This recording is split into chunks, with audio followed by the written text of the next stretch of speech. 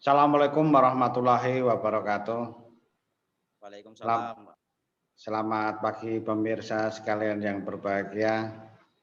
Pada kesempatan yang lalu kita pernah membahas mengenai masalah mengatasi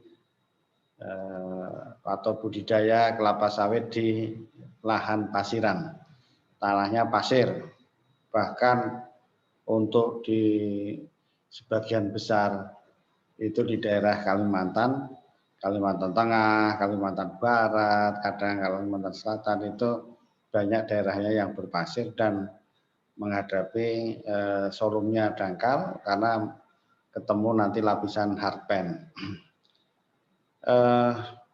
Kali ini kita membahasnya dengan yang kita datangkan narasumber yang pernah menangani langsung masalah itu.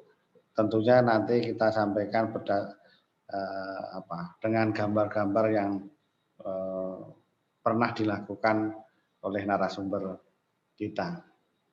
Hal ini disampaikan kepada netizen semua, diharapkan karena sekarang mencari lahan yang memang kelas 1, itu ya dapat dikatakan sangat sulit sekali. Oleh karena itu yang didapatkan sesuai pembahasan kemarin adalah mendapatkan tanah yang suboptimal. Salah satunya tadi itu tanah pasiran. Oleh karena itu tentunya kita tidak berpatah semangat. Mari kita manfaatkan sumber daya yang ada tersebut, bagaimana teknologi mengelolanya. Nah, itu kita datangkan narasumber kita, Bapak Hermanto. Wah, Hermanto. Halo, assalamualaikum, selamat pagi Pak Hermanto. Waalaikumsalam, Pak. Selamat pagi, Pak. Oh, pagi ya. Jadi ini itu tadi sudah kita sampaikan. Nah, gimana itu ceritanya itu Pak Hermanto? Oh, itu ceritanya kan gini, Pak. Jadi waktu dulu awalnya kan sebelum ada pengerjaan untuk pikul di lubang tanam, jadi tanamlah awalnya kelapa sawit. Jadi setelah ditanam muncul masalah, ya kan, Pak? Oh gitu Masalah ya. begitu ditanam pada umur sekian tahun kok muncul tanah harpen kan gitu, Pak.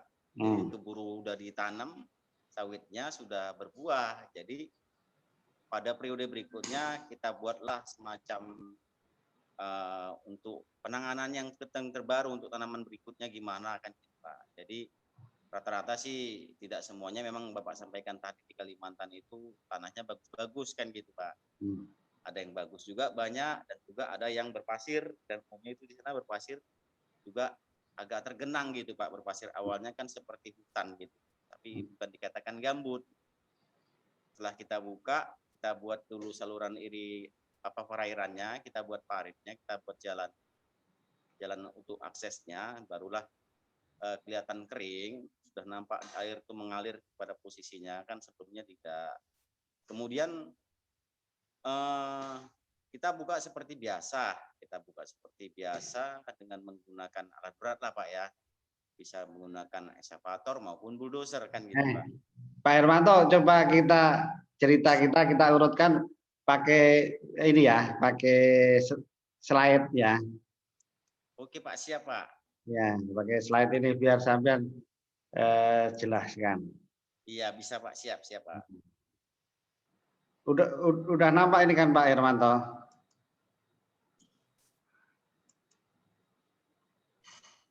Sudah nampak nggak? Siap, Pak. Sudah. Nah seperti ini Pak, ini kan kelihatan dari awal sebelum kita buka kan seperti rawa kan gitu Pak. Oh ya. Jadi air tidak teratur pada posisi pengaturan airnya, jadi seolah-olah dia semacam tergenang lah seperti itu Pak. Kemudian kita buatlah untuk kan awalnya sebelum pembukaan lahan kan kita buat jalan blok dulu kan Pak. Iya. Nah, kita buat dulu jalan blok. Kita buat dulu jalan bloknya, setelah dibuka buat jalan bloknya, sudah mulailah air berangsur-angsur keluar pada parit yang sudah dibuat. Kemudian lahan itu kita staking, Pak. Kita staking dengan menggunakan alat berat. Nah, kalau ada seperti ini yang main eskavator, Pak. Iya, iya. Karena jadi kalau menggunakan bulldozer ya banyak risikonya, Pak. Kenapa banyak risikonya itu? Kalau lebih gampang kalau seandainya ada masalah di treknya, ada bantuan tangannya untuk sebagai safety dia supaya tidak amblas lah gitu kalau dibilang, Pak. Iya. Nah, setelah dirumpuk ini kita atur dulu jarak antar rumpukannya. Sudah terbentuk kan, Pak? Udah dirumpuk lah semua ini.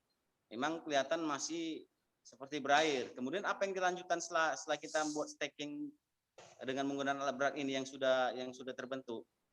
Kemudian gambarnya ini, kita Pak. Buat paritnya. Ini dulu, ini kan ini pekerjaan tadi kita urutkan. Tadi kan masih agak hutan itu, sekarang udah mulai tertata kan, udah mulai ya, sudah Pak, ini sudah kelihatan staking ini, Pak. Iya. Tapi itu tanahnya kan masih agak tergenang ini. Betul, Pak, karena belum dibuat parit 21, Pak. Oh iya. Jadi kalau ini kan tahap kedua ini kan sudah tadi kan masih agak hutan itu, sekarang udah mulai berbentuk kebunnya lah gitu. Iya. Cuman belum selesai karena air belum kita atur, Pak, pengeluarannya. Oh ya. Setelah ini kan, ini saya sampaikan tadi, Pak. Iya. Kalau ini kan udah mulai nampak, tapi kan tanah pasirannya putih-putihnya udah mulai nampak ini, Pak. Betul, Pak. Jalan pun udah bisa dilalui karena sudah kering, karena sudah ada parit pembuangannya, Pak. Awalnya nggak bisa loh pakai jonder pun tak bisa, Pak, kita masukkan karena masih besar air itu belum bisa keluar karena belum ada tepat titik di mana terendahnya, Pak. Makanya kan sudah diwatur water manajemennya gitu. Iya. Makanya ini kan kita cerita dari awal tadi, gambarnya tahu dari bukaan awal tadi, kemudian di staking, kemudian ini periode berikutnya kan bikin ini tadi, bikin saluran itu tadi, parit drainase tadi. Drainasenya 21 ya ini, Pak?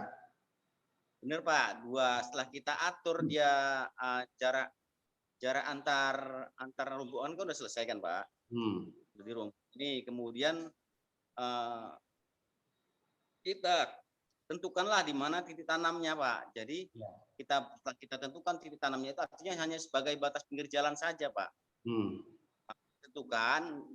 Ini artinya pengerjaan ini setelah ditentukan titik tanamnya tadi dan setelah dipancang juga ke dalam, baru sebelum tanam kita lakukan parit dulu, Pak.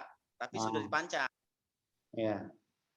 Coba kita lihat ini paritnya lagi. Oh, ini kan? Iya, Pak, betul, Pak. Ini udah dipancang ini kan? Hanya bagian depan saja, Pak, untuk pelurusnya saja, Pak. Oh. Ini apa? Lapisan spodingnya udah dibolong ini? Kalau ini belum, Pak. Ini hanya bagian parit saja, Pak. Oh, paritnya. Oh, ya. Nah, setelah nanti terbentuk parit ini kan sudah kelihatan kering kan, Pak? Aturlah water manajemennya itu artinya sudah air berjalan dengan seperti di mana airnya mengalir. Kemudian kita buat titik tanam, Pak, titik pancang tanam. Setelah ini kita buat titik pancang tanam dulu, Pak. Maaf, selesai ini. Ini kedalaman solum tanahnya berapa ini, Pak? Kalau kedalamannya itu, Pak, minimal 0,8, Pak. Kadang 1 meter baru dapat ya, Pak. Oh, belum ya, 0,8 meter ya, 80 cm. Nah, berikutnya ini sekarang itu kan urutannya kan gitu. Terus ini setelah nanamnya inilah hasil akhirnya. Betul. Ya. Jadi gimana ini proses penanamannya, teknologi apa yang digunakan ini, Pak? Jadi setelah tadi parit dibentuk, seperti gambar kita lihat, Pak, sudah terbentuk paritnya. Baru kita buat pancang tanam lah, Pak. Kita pancang lah itu areal itu. Ya. Gitu, Pak. Setiap pancang sudah kelihatan titik-titik pancangnya di dalam blok itu. Karena dia ini harpen, maka sebelum melakukan penanaman kita melakukan lubang big hole. Artinya memecah harpen itu pada lubang tanamnya, Pak. Oh gitu. Pakai alat berat kah? Betul, pakai eskavator, Pak. Ya. Jadi harus sampai ketemu dulu, jebol dulu harpennya, baru bisa kita layakkan, kita katakan itu sudah bisa untuk sebagai ditanam. Jadi umumnya yang kita gunakan itu lebarnya itu, Pak, 2 kali 2 meter itu, Pak. Ya. Ya, terus nanti lubang tanam besarnya big hole itu dikasih apa? Bahan organik. Betul, Pak. Artinya kalau seandainya ada sampah-sampah bekas gulma-gulma yang sudah dirumpuk itu bisa kita masukkan ke dalam lubang tersebut, Pak. Ya. Lubang tersebut, kemudian sisanya itulah bahan-bahan organik yang ada di seputaran titik tanam tersebut, Pak. Jadi ini sudah keluar dia bongkahan batunya itu, Pak. Ya. Tapi kan salah satu kuncinya di tanah pasiran ini yang sering kita bahas kemarin itu adalah dikasih tankos ini kan. Betul, Pak. Tankos dan juga mukuna berhati-hati kita tanam juga itu, Pak. Oh ya, ini artinya kan salah satu kunci utamanya kan bahan organik ya untuk menyiapkan perbaikan struktur fisik. Betul, Pak, betul. Kimiawinya maupun biologinya nanti, karena meskipun agak lama tapi stabil bahan organik dalam hal ini tandan kosong kelapa sawit. Pak, benar. Inilah kunci tadi teknologi yang kita sebutkan tadi urut-urutannya. Sekarang ini kita lihat beberapa tahun kemudian hasilnya jreng kan gitu kan. Iya, betul, Pak. Setelah berapa tahun ini, Pak? Inilah hasilnya setelah berapa tahun ini? Dari 2015, Pak. 2015 ini fotonya yang terbaru kah? Ini lebih kurang sekitar di Desember 2020 ini, Pak. Oh, mantap lah, itu berarti 5 tahun lah ya. Benar, Pak. Saya tinggal dulu, Pak, waktu selesai bekerja. Jangan dibilang itu, jangan dibilang ya. Jadi ini kan yang sebelah ini fotonya bukan foto gubuknya yang dilihat, di belakangnya kan hijau-hijau juga ya kan. Betul. Nah, tapi kan saya kasih komen di foto ini bahwa tanah pasirannya masih nampak gitu, putih-putihnya itu pasirnya. Ya, tapi ini tadi apa namanya? Oh, masih hijaunya subur dengan teknologi yang ada tadi. Iya, betul. Ya, kan gitu. Dan ini tentunya produktivitasnya tidak mengecewakan, ya kan Pak Hermanto? Benar, Pak, benar. Nah, ini hasilnya fotonya jeng, ya kan? Iya, betul sekali, Pak. Itu informasinya produktivitasnya berapa ini Pak Hermanto? Tapi maaf Pak, saya belum sampai ke dalam.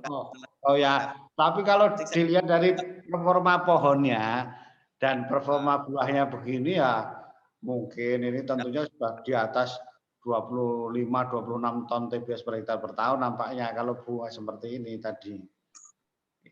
Karena gini, yang pasiran itu beberapa waktu yang lalu saya ngikuti beberapa seminar itu bisa mencapai 30 ton TBS per hektar per tahun, Pak. Wah, hebat, Pak. Langsung marginal, Pak ya. Iya, itu di beberapa tempat di Kalimantan saya sering ngikuti seperti itu. Dengan teknologi-teknologi yang secara umum yang sudah kita sebutkan itu tadi semua. Iya, Pak. Tidak berkecil hati yang punya tanah pasiran dengan teknologi seperti itu ya bisa mencapai 30 ton TBS per hektar per tahun. Meskipun yang ini kita tebak-tebak karena kita juga sudah belum menanyakan yang punya lagi ya kan. Kayak gitu. Tapi kalau petani yang sudah terlanjur nanam, Pak. Ya, yang petani yang terlanjur nanam gimana? Yang sudah terlanjur tanam, harpennya tidak tembus, tapi akarnya masih di atas harpen, bisa kita tindakannya loh, Pak. Ya, apa itu, Pak?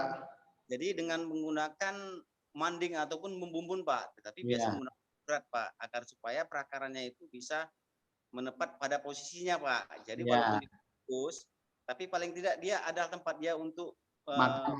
Ya. Jadi kan dikasih dibumbun, dikasih tankos, apalah persediaan makanannya tetap dikasih Betul, supaya Pak. lebar lah akarnya kan gitu. Iya, benar, Pak.